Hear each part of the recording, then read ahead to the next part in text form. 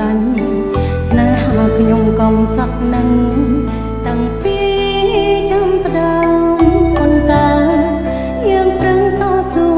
ណាស់អមប្រឹងផ្លាស់ប្ដូរជីវិតពីក្រសុនទៅមានបានតែការខំប្រឹងគ្រប់យ៉ាងបានមកហើយប្រែគ្មានន័យសមលោកកាយន្តទេធោឲ្យយ៉ាងប្រត់ប្រឹងមានយំមានទ្រពបងកូនលៀចាលោក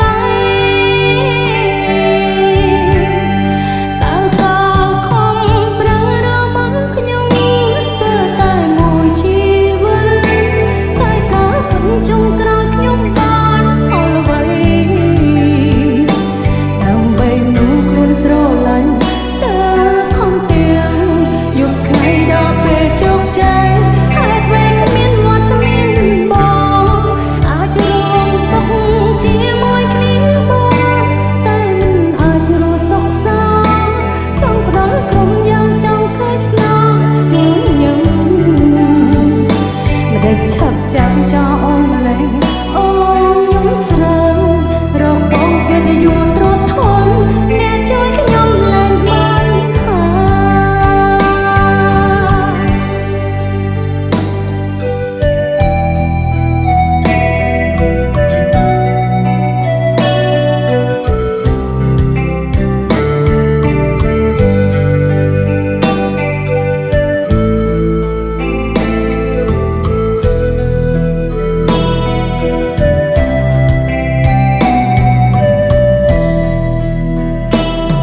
ធម្មតាមនុស្សមានចិត្តស្មោះ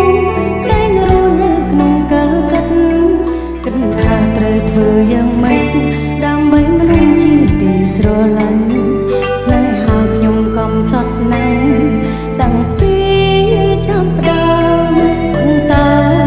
យើងប្រឹងតស៊ូណាស់ខំប្រឹងផ្លាស់ប្ដូរជីវិតពីក្រសុនទៅមានបានតែការខំប្រឹងគ្រប់យ៉ាង